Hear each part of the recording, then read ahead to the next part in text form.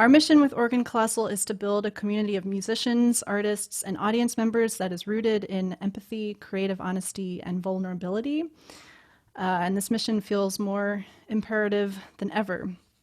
We're based in Troy, New York, and our work is focused here in our local community of the New York Capital Region. But we now have the opportunity to expand our scope and collaborate with artists from further afield through online means. We've always been interested in what happens when we bring people together into shared communal spaces, and these listening sessions are an extension of that into the digital realm. The idea with these sessions is to have a brief live encounter with two different musicians and see what connections we can make. We'll have two very short sets from Kyle Raps and Emily Pinkerton, and we're going to follow that with some short conversation and Q&A. So please stick around for both and for the conversation after. First up, we have Kyle Raps. Kyle is a hip-hop artist and slam poet, formerly based in Harlem and Mexico City, now living in LA as of like a week ago. He is co-founder and producer of Mayhem Poets, which is this awesome touring slam poetry group. His hip-hop styles and theatrical presence have earned him poetry slam victories across the nation and brought him all the way to the Grand Slam finals at the legendary Nuyorican Poets Cafe in New York City. As a rapper, Kyle has recorded with the likes of Action Bronson, Talib Kweli, KRS-One, and Joell Ortiz. I've also known Kyle for over 2 decades now, and that is because he's my stepbrother. Little known fact. It's a real treat for me to host him like this. I've seen his performing up close over the years, and I know that you are going to love him as much as I do. So I'll introduce Emily before she goes on, and so now let's welcome Kyle. Thank you. Okay, so I'm just really happy to be here. You know, I mean, the times are very intense and interesting, and wow, I'm gonna take us through a little bit of the stuff that I do. This is gonna be spoken word. I do a lot of rap as well. I see you. My father's here. You know, my stepmother's here. A lot of my homies are like here, which means a lot to me. I don't do a whole lot of performing, and I would like to start by just sort of keeping it a little bit on the light hip hop side of things. It's a poem I wrote about hip hop and groceries.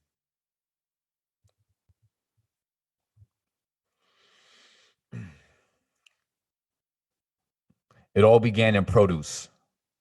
When I flipped the beatbox, the lettuce bobbed its head, and the broccoli dropped multi-syllabic, nutritious green vegetable top of the dome tactics, then passed it to the grapefruit, who blasted and burned with citric acid and turned to the cabbage, who battled a bunch of bananas that punched them and slammed them with potassium proverbs at random to regulate and detonate like kerosene. But the carrots could see through their scheme with beta carotene bars, came off kind of street, got all the kidney beans jumping out their seats, spreading the grocery store cipher to the meat where apparently there was beef between the pig's feet and the steak, who said they were the only ones in aisle 8 that could break. Then the eggs did the Harlem shake and started hatching. The pickles disappeared and started spinning and scratching. The iced tea and ice cubes were old school rapping. Ready Whip, Aquanet, and Glade began graphing. The M&Ms had the whole candy section laughing. The Pepsi and Coke started soda pop locking. Trojan condoms got in with a cocky flow concoction. Juices, frozen sections, constantly cold rocking. It was shocking. No matter what company they were caught from, every product in stock was hip hop and non-stop, and the customers just kept on shopping. The first little piece there, just to keep the juices light, you know what I mean, get me loosened up a little bit. Let's see, the next piece, man. Wow.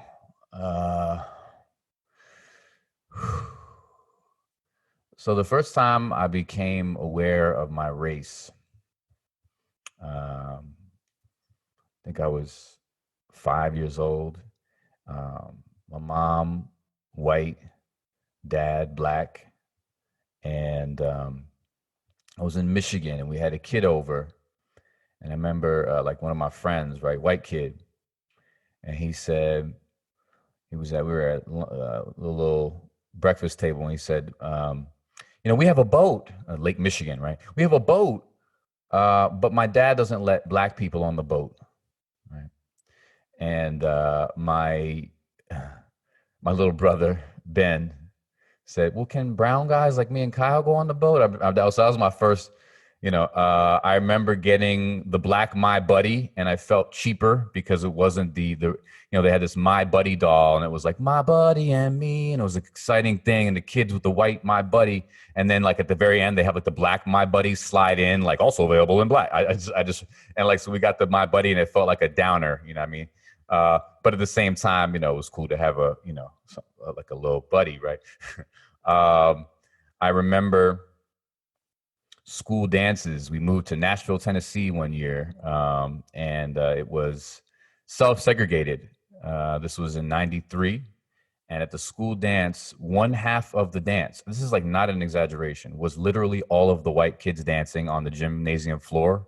It was like the basketball court. There was a half court line, literally only black on the other side. I was the only dude going back and forth. So it's been an interesting experience. I wrote a poem, coming out of the groceries. One of my favorite drinks growing up was chocolate milk. So the poem was called Chocolate Milk. I'm gonna stand up. See my sweatpants, okay. I'm a full-blooded half-breed, a hybrid of heads and tails with a biracial passport into social worlds on both sides of the coin. I know more about being black than most honkies, more about being white than most niggas, and more about being in the middle than most monkeys. I could use the word, nigga, and get away with it. Sleep with a white girl and not be a sellout. Sleep with a black girl and not be slumming. Walk through Compton comfortably humming. James Brown on the way there and James Taylor on the way back. Begin my day, you know what I'm saying? Speak Ebonics semi-fluently. Understand why so many black folks feel oppressed by the white man and why so many white folks are afraid of black affluence. See that some people pull the race card as an excuse for not having been dealt an ace card, and others pull it simply because they don't know how to play cards. But I'm a shuffled deck of American spirit, a 21-year-old black jack climbing cultural beanstalks to kill corrupted corporate giants as I dream stalk success with a healthy addiction to diversity and a justified contempt for ignorant defiance. I'm so allergic to the norm that I break out in Brownsville bar mitzvahs and Bel Air revivals. So sick of watching people conform that I'm hooked to IVs that feed strange vibes of positive rebellion to my brain merely for survival. I'm prejudiced against the human race for being prejudiced against itself. I cut holes in dashikis, wear them on my face, and ride around town lynching society for lacking educational wealth. Every conversation I have is a subconscious race riot. My presence breeds open-mindedness in the heads of those who thought they'd never be faced by it. And for those unaffected by new spectrums of conversation, I'm a diving board armed with potential offspring that will spring off in cannonball formation. And after landing pregnation in homogeneous gene pools, splash this world with human spirit that's colored outside more lines than crayons at preschool. And I'll be the most glad to be mulatto father alive, since no matter who I procreate with, our child, whether son or daughter, will arrive on this planet as an ethnic gun to slaughter any possible hope for genocide. An awesome mix. By junior high, my little kaleidoscope will play croquet in Central Park, sporting black power picks and clogs for kicks. With skin like a true chameleon, cumulo clouds of cotton candy curls and eyes that project internal colors to contact the outside world. Peers will peer at my assorted seed with an infinite question mark. So to quench curiosity and settle the bet with sibling disputers, they'll ask, Mommy, what is that kid? And she'll respond, honey, that kid is the future. Thank you. All right, appreciate that. Take a drink of water real fast. Actually, one of my favorite books is The Color of Water by James McBride. And he spoke at my Rutgers graduation. And it's beautiful. He's a kid and raised by a white mom, biracial kid. And he asked his mother, what color is God, Mom? She raised 12 African-American kids in the projects of Red Hook, and it got them all through college, right? A single mother, right? James McBride's mom. And he said, what color is God? And she said, God is the color of water, which I always thought was sort of dope. All right, we're going to take you into a love piece. That last poem I wrote when I was 21 years old. That's why I said I'm a 21-year-old blackjack. I'm not 21 anymore. Anyways, here we go. You inject me with the epidermic needles of your fingers, leaving track marks on my dreams ever since you became them. Ever since you became them, they've been bribing the Sandman to keep me in a coma so I never have to wake up from you. When I wake up from you, the tectonic plates in my soul overlap and shake my subconscious till I'm trapped in the rubble of withdrawal that was once the skyscraper of my mind. You infect me. I keep coming down with symptoms of your smile and coughing up constellations of kisses as I lick words from your interstellar lip curves. Your sickness could make Orion want to unbuckle his belt and bake out the Big Dipper. You make me want to take to the skies and hold horizons hostage so we can have cumulonimbus picnics and share ozone snow cones while I watch the sunset in slow-mo over the ocean of your eyes. You erect me. My eardrums ache to be the rhythm section in the orchestra of your voice as they try to stay on beat with my heart but can't follow because my heart's going triple time trying to catch your words since each one's worth 1,000 Picassos. And a lifetime crawling over carcasses through sewer pipes could not stop the garden of your scent from giving multiple aromagasms to my nostrils. My tongue, but it was impossible for anything to be as mouth-watering as your face, that I could race after its taste till my feet have cuts, but let me cut to the chase. See, between your thighs lies a daisy, and it represents an entire world that drives me crazy, and I want to take out my sunflower so we can pick each other's petals for several hours till we taste the nectar in each sector of our entities, while sunflowers scheme and daisies daydream of you running through fields of them with me. You protect me from sinking in solitary streams of pondering whether we'll spend consecutive night sentences of dreams wandering for relationships that won't capsize. So I offer my life force to the inescapable fire traps of your eyes. Yo, real talk. Your eyes are so bright that the sky tries to avoid direct contact and fear that the sun will go blind. And we can plant each other's minds and use your eyes to photosynthesize our love so that it never dies and we never find a reason not to be the happiest lovers alive. It's called Heels Overhead. And it didn't work. I'm still single, so it's all good. It's all good. All right.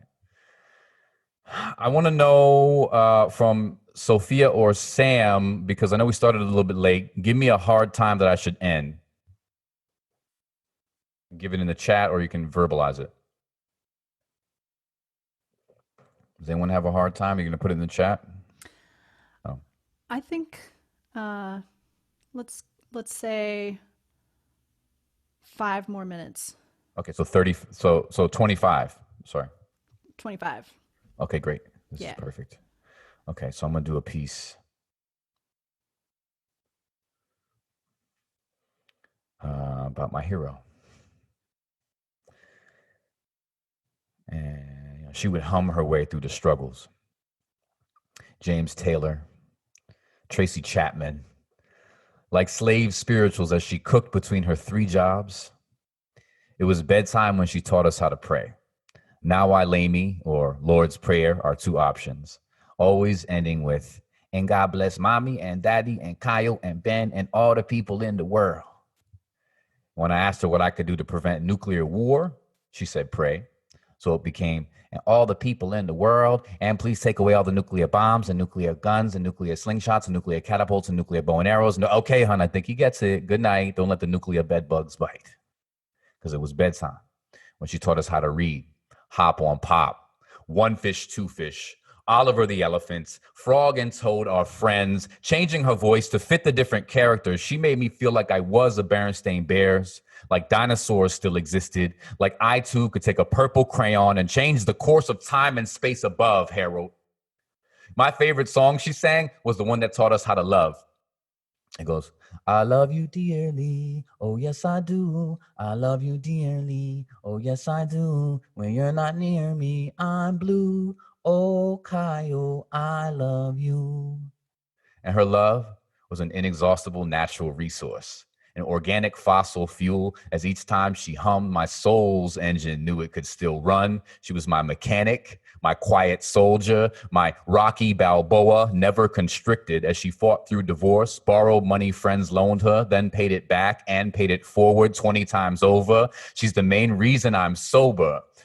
Put on the boxing gloves and fought insurance companies to get my drug-addicted teenage ass into recovery. Humming like a honeybee, she mothered me and my brother into the men we love to be.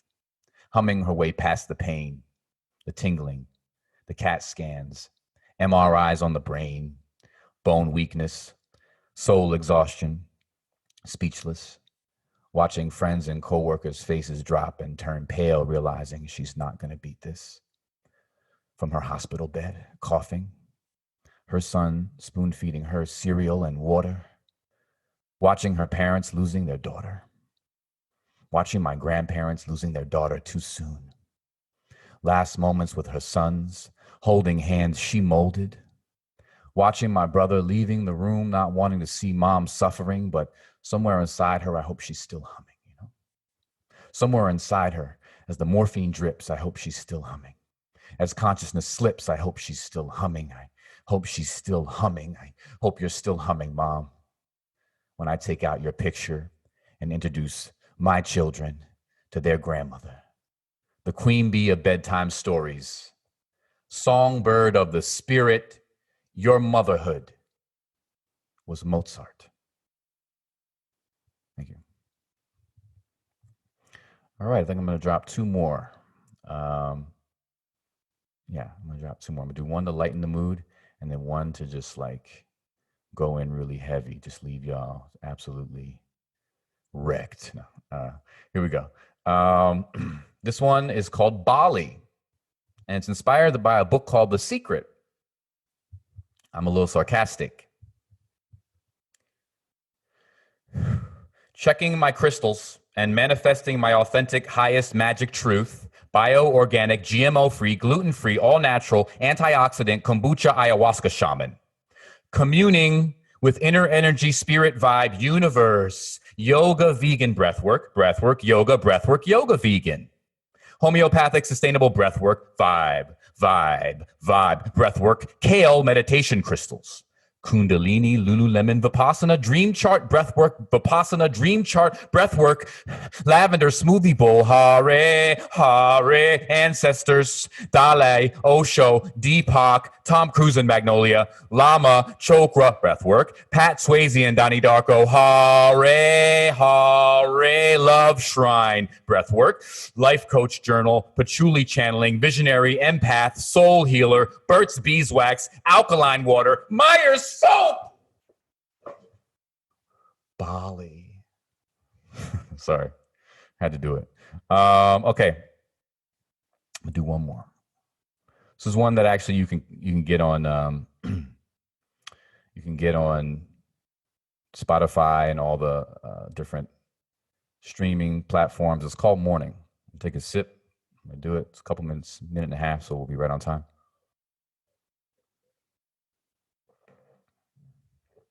It's called Morning. And it goes like this.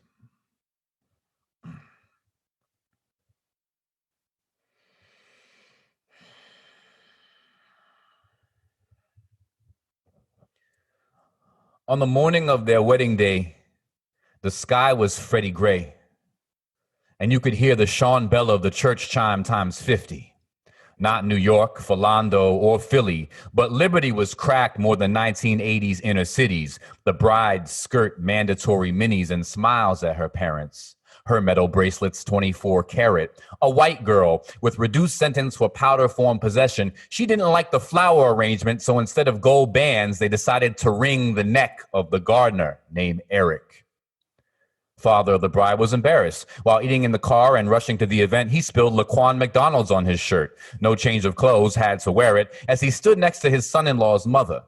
The burden of the groom's privilege was far too much for his knees, so he walked down the aisle in Terrence crutches.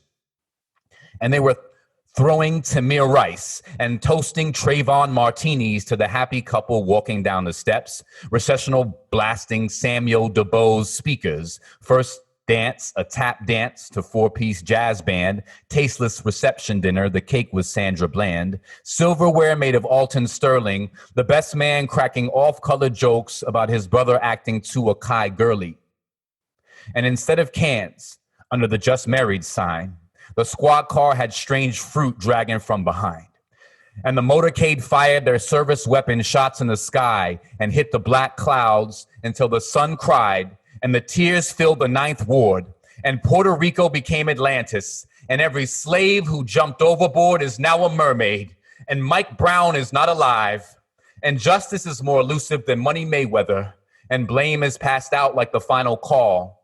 And their plantation, fertile crescent honeymoon be damned, let their newborn baby choke on cotton swabs while my tribal ancestors stand outside blasting midnight marauders from a boombox like John Cusack and say anything and you can say whatever the hell's according to Hoyle. But the seeds of hatred are steadily sown while Emmett stays tilling the soil and the happy couple grows fat, their legacy unharmed, and fact no longer fact, and Amadou Diallo unarmed. And it feels like the better angels of our nature have devils on both shoulders. And if it bends towards justice, it feels like the moral arc of the universe spans galaxies and disappears into black holes as blacks disappear into the ether and the takeover continues.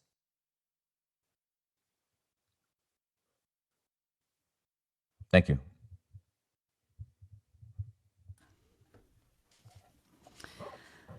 Thank you so much, Kyle. Okay, we're going to go right into Emily. This is also just a quick reminder that you can make a tax-deductible donation at the link. It's going to the artists primarily. Okay, so next up we have Emily Pinkerton. Emily's driving force as a songwriter and ethnomusicologist is to explore the musical and social ties that bind the Americas. For 2 decades, she has traveled between the US and Chile, playing fiddle, banjo, guitar, charango, and guitarrón. She divides her time between performing, teaching, and composing.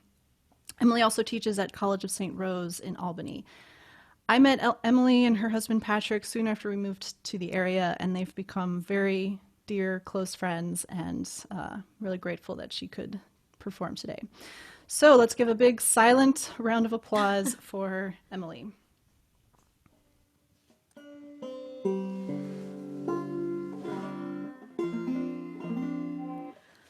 I'm so glad to be here with you all. Thank you, Kyle. That was amazing.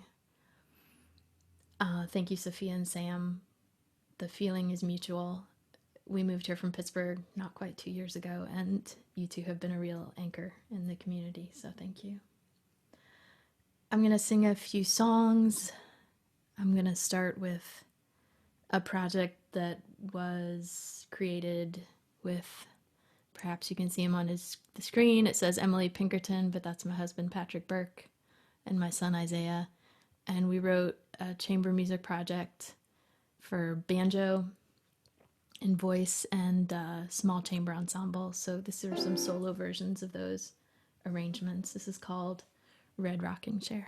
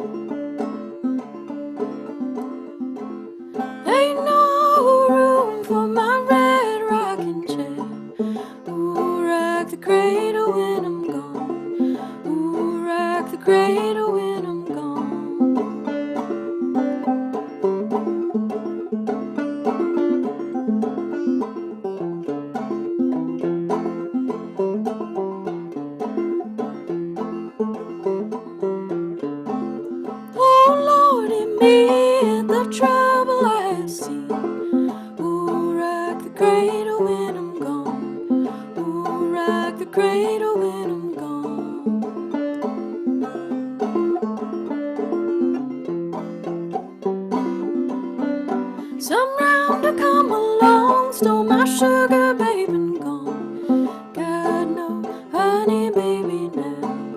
Got no honey, baby, now.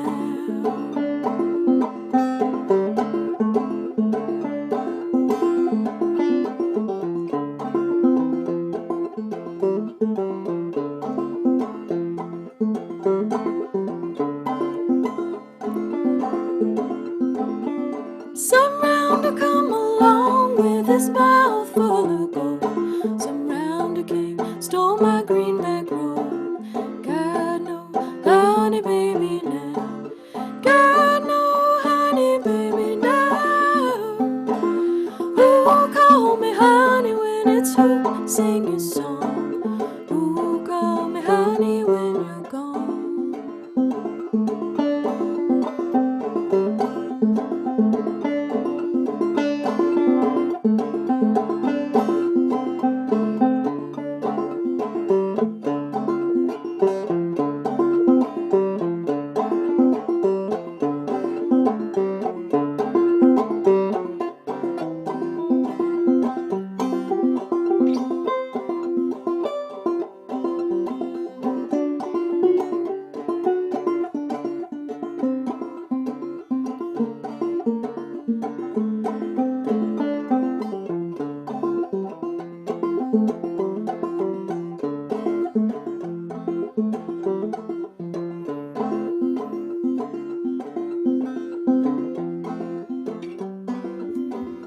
Gave her every cent I made when I laid her in the shade. What else can a poor elder do?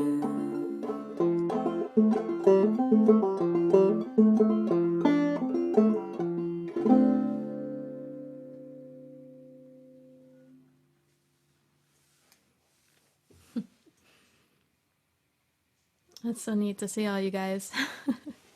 Some folks from very, very far away. And a lot of people from home, and home for me is the Midwest, also near Lake Michigan, like Kyle, where I grew up. And this is one of a few songs I've written for that part of the country, and the feeling of being in that space, and especially on the dunes of the lake. So I hope you feel like the water's washing over you. I hope you feel the feeling that I was trying to channel in this song, one of feeling supported by the water and just kind of floating, finding comfort and finding forgiveness.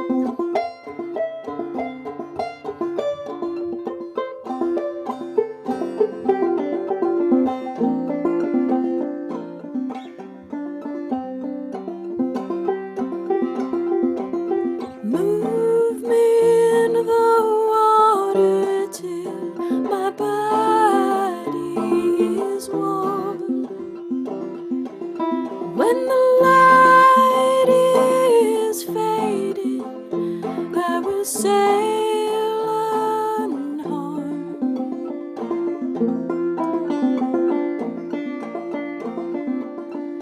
the light is fading where the dunes roll down. I'm gonna wear these waves like a wedding gown on a dying day.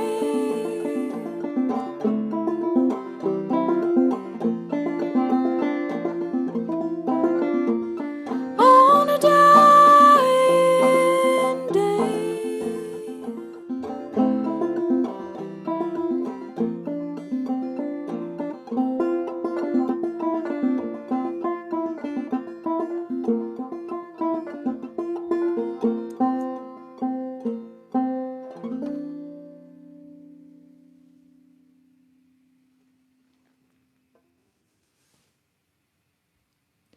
Thank you, guys.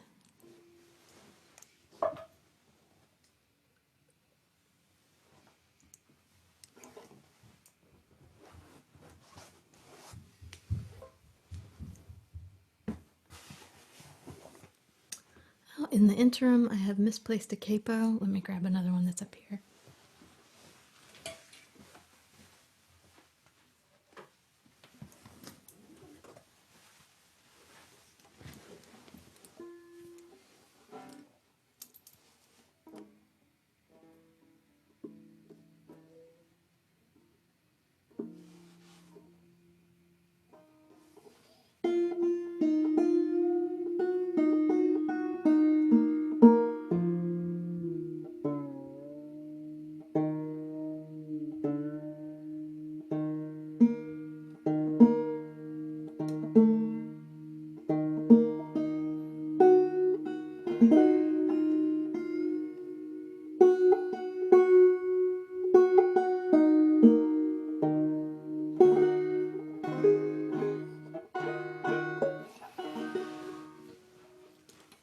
The songwriters, a lot of folk singers of the 60s were still are my heroes, but were my heroes growing up. And I'm gonna sing a song by Buffy St. Marie called Little Wheel Spin and Spin.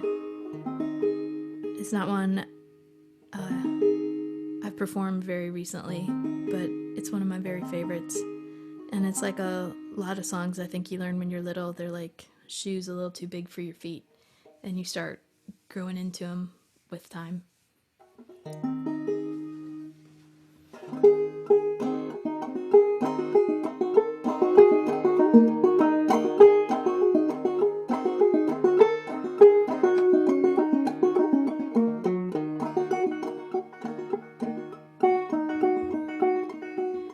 Merry Christmas, jingle bells. Christ is born and the devil's in hell. Hearts that shrink, pockets swell. Everybody know and nobody tell. Little wheel spin and spin, big wheel turn around and around. Little wheel spin and spin, big wheel turn around.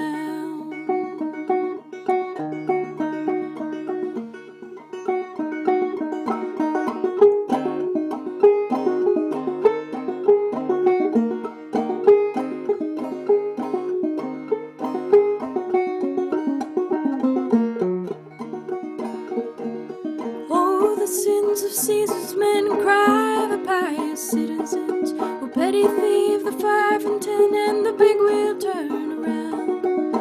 Little wheel spin and spin, big wheel turn around and around. Little wheel spin and spin, big wheel turn around.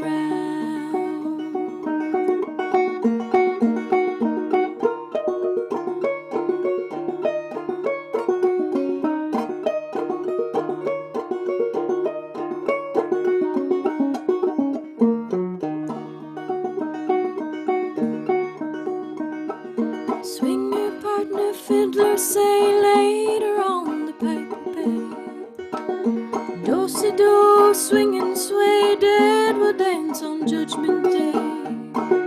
Little wheel spin and spin, big wheel turn around and around.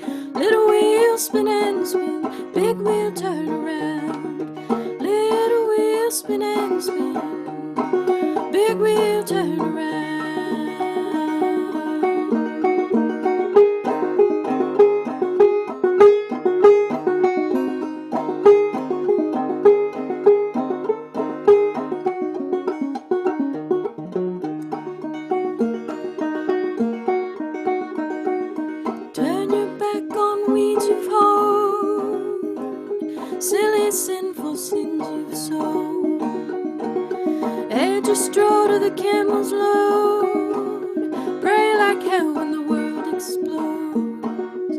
Little wheel spin and spin, big wheel turn around. Little wheel spin and spin, big wheel turn around and around. Little wheel spin and spin, big wheel turn around. Little wheel spin and spin, big wheel turn around.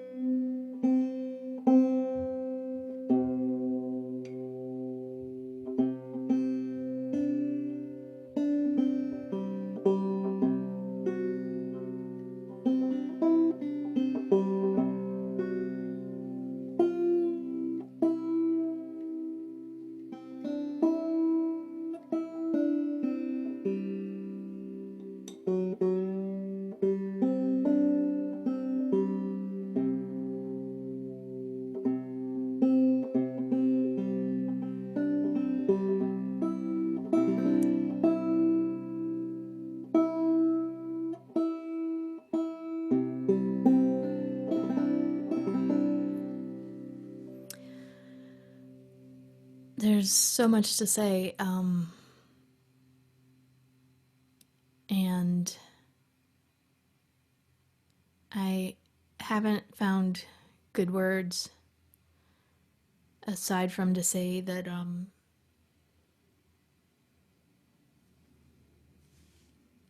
it's strange to watch your friends and neighborhoods feel the tear gas in their eyes, watch their neighbors get hurt. And I keep thinking about this image of water, like in the song about being by the lake and looking for relief. And I keep wondering whether we're going to reach a moment of even partial kind of relief anytime soon. And so I'm especially grateful for being here with everyone today and just feeling like in being together, you know, we can take a moment and be still and imagine the next steps individually and collectively.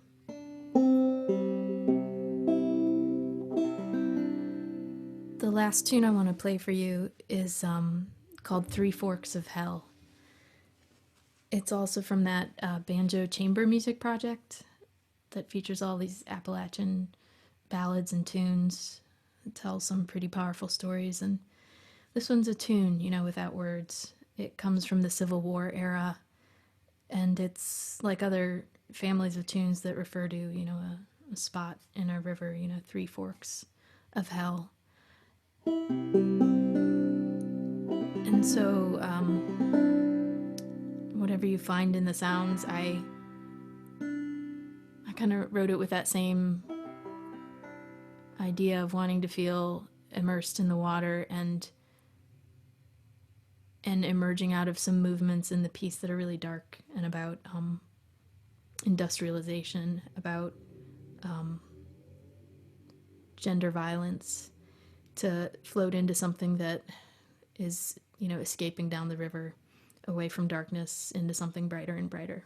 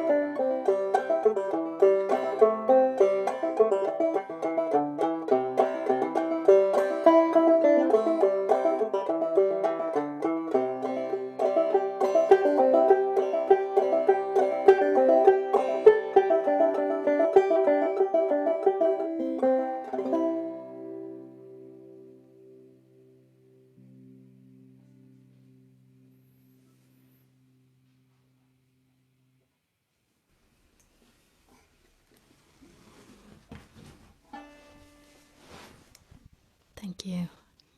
Thank you so, so much, Emily. And Kyle, too. Thank you so much. Can we have a silent round of applause for both of these incredible, incredible artists? I'm going to call Kyle back here, and we are going to have a little informal Q&A and conversation here. If any of you have any questions, please put them in the chat. I had a bunch of questions ready, and I kind of feel like I'm going to throw all of them out. There's a clear feeling in the virtual room here, and I want to just address it. You know, one of the questions that I think is pretty much constant for artists is how to exist and keep creating when the world is burning. And of course, historically, that's when some of the greatest art has been made, because that's how we understand and dive into the emotions that go along with this. But I wonder, this is a big question and it's hard, but I wonder if either of you have any thoughts on this for yourselves personally, how existing in the world and being an artist right now is affecting you. You want to go? Either way. Excuse me.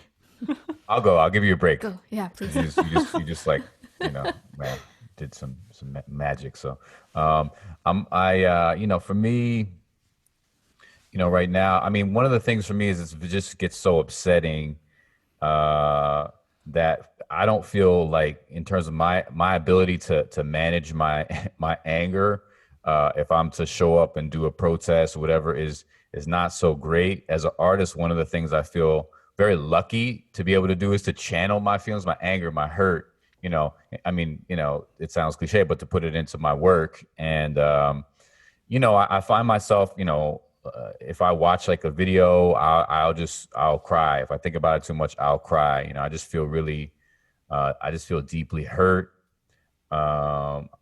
This is not new, though. What ends up happening for me is it just brings up from the recesses of all the different situations that I've experienced, either first or second hand, around the issue. I remember my dad will know this. Things like New Jersey, and there was an absolute infestation of racial profiling when we were growing up there.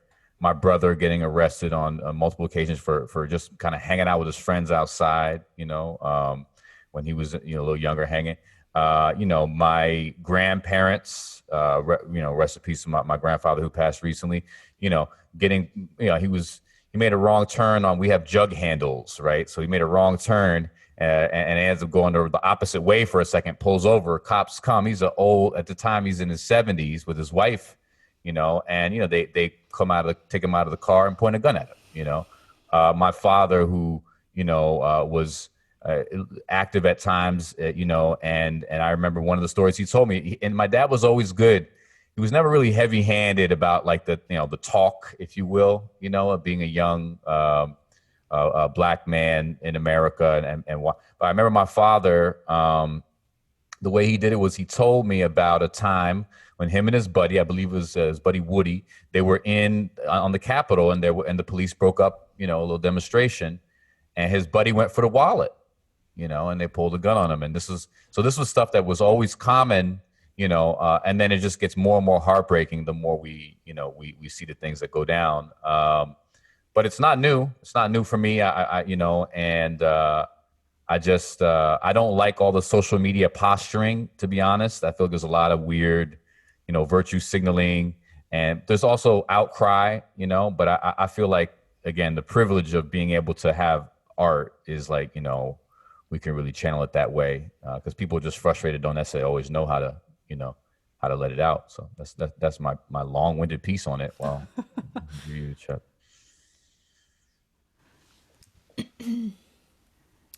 Yeah. Emily, I mean, do you have anything you want to say, or we can I was just gonna say that for me it's been real quiet, just pulling back out of necessity because there's no place to go. All your gigs are canceled, but also out of a different type of necessity, which is like needing to pull way back and realign and reprioritize from the personal to the political and just listen to everything that's going on out there.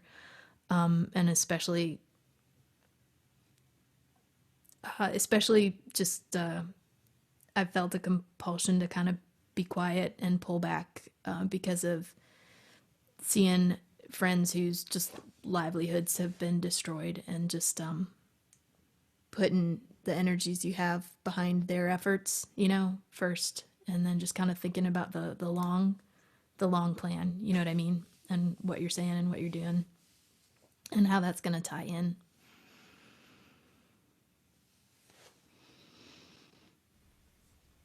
Thank you both. I don't want to go too long here, but I do want to just leave a moment if there are any questions from anyone who's here. I have other stuff I could ask. But all right, well, you guys are quiet. Okay, let's just, I guess, let's just take another minute to talk about kind of the current moment here. I guess because I'm also wondering. I mean, there is a lot going on right here, going on right now, as Kyle said. There's also the added impact of COVID-19. It's all just kind of like feels, very overwhelming. And I wonder, on a day-to-day kind of basis, how you're creating, if you're still making music every day, if you're writing poems, yeah, where it's coming from. Nah, you got to go first this time, Okay, I will. I don't know. I believe that in a lot of moments of, growing up and adulting over the years, gosh, that's a dumb word. But the process of challenging yourself to do something really difficult, play something, unfamiliar musically, or, take another step on this or that instrument, it's just such a parallel process to me, or twin path to growing yourself intellectually and socially, so to spend some of this time, even though not all of it's been a luxury of time, balancing, work and family, but just moving about your day in a different way, changes a bit how your mind works. And that's such a vital potential space to start rearranging other things, So this might seem like a, intellectual or musical exercise on the surface, pay attention to those spaces that opens up. It leaves you in a place of great, potential to expand your thinking in other ways. So while some days it's kind of a cloud of confusion, as your brain is kind of a little too open and things are firing and connecting in random ways that kind of throw you off track. On the other hand, it's been a time of pow, just things coming together in a slightly different way that gives some clarity and grounding. So for me, the creation right now has just been kind of listening to the fireworks and the randomness and the literal fireworks as well.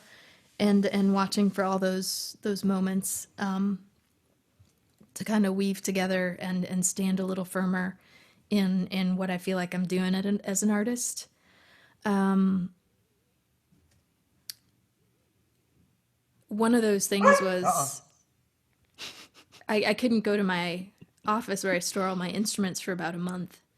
And it's been kind of interesting to practice in a different way. And I literally spent a month practicing violin and fiddle, and touching nothing else. So that was, again, this just training my brain in a way that just I hadn't for a very long time, immersing myself in something. So from the artistic to the work I do as a teacher, to the battles I try and fight within the nonprofit organizations I've worked in over the years, it's just all kind of this fantastic collision of thinking right now that I'm hoping really good work will be born from. Word. Shout out, first of all, to Starlight Rainbow. That's my cousin right there, looking lovely. That's her real name, Starlight Rainbow, and there's a painting above her head that looks like it's part of her head. Anyways, so I had to do that. So, secondly, shout out to the young Pinkerton child who's got a sign of himself. Love that. For me, man, I just, that poem I did about the sort of police brutality and all the young people who've been killed. That poem I did well before this shit. I mean, it was out already. You know what I mean? So it was weird. One thing that was weird was I felt like a little bit of like not almost like an ambulance chaser, but like it felt weird because it was like I wrote that on just a real level, but then this can't happen, and now I'm like, oh wait, no, do I promote this? Like, you know what I mean? This is real. So it's like a weird little dilemma. Of course, I put it out, but it's like that weird vibes. You know what I mean? Like, so it's interesting wrestling with as an artist, trying to get exposure as well in these times, and always wanting to spread your word, and oftentimes because you just want people to to connect, but also you want to grow your audience and you want to get paid. And this is as Emily said, the gig economy is not popping. So you're like, I find myself like, thinking more weird and corporately to get my stuff out. Am I going to do, let's focus on quantity. I don't know, so that's a weird thing. Stuff that as an artist is just not as second nature to us, many of us. And it is, for me, the way I do my work is rarely does it come out of right in the time. I feel the thing, I process the thing, I go about my life, I connect with my folks, and then like, at a different time, at a distance, that's when I find myself more able to process, to write down and, really synthesize and craft something, but I know that like, being able to express it during these times, that was a different time when I wrote that piece, for example. Being able to express it during these times is super cathartic. So I appreciate that. There's a part of me that wishes we could be on some, it's just weird. Like, the 60s was like, I mean, I wasn't alive, but it was like, from what I, watched on the documentaries and talked to people, like, it was a time when like the artists really were like part of the vanguard, of progression and stuff like that. And it's a tricky time now with the way that I think, especially music has become sort of, next level corporatized. It's hard to sort of have that vibe. It's hard to, I would love to be like, a bootleg Bob Dylan in these times, what I'm saying? Like an opportunity to get out on stage and perform at one of these things and rock. But it's like, it's just oversaturated and it's just not really the vibe. You know what I mean? Like, which I think is unfortunate, but then we do it this way. So we got to find a different way. We pivot it, and we find our spaces where we could do it. So that's why I really appreciate this organ Colossal that my stepsister did, to do us on this, because this is great. Shout out to Alden, who's always in his kitchen making like next level chefry. That's Alden right there. So that's okay. That's me. That's my answer. All right. I think I'm going to leave it there. We wanted to keep this to an hour pat. I know that things are super oversaturated right now with online content and live streaming performances. There's so much. So thank you again so much for spending this time with us. This means a lot to us. I think it's just really important to come together in these kinds of shared spaces and just like be together and feel something together. So that's what we're trying to do. So stay tuned. We're gonna announce the next one soon. Hope you can make it. Thank you again to Emily and Kyle for taking the time to do this. Love you both. All right. Love Thanks, y'all. everyone. Appreciate y'all. Thanks so much. Bye.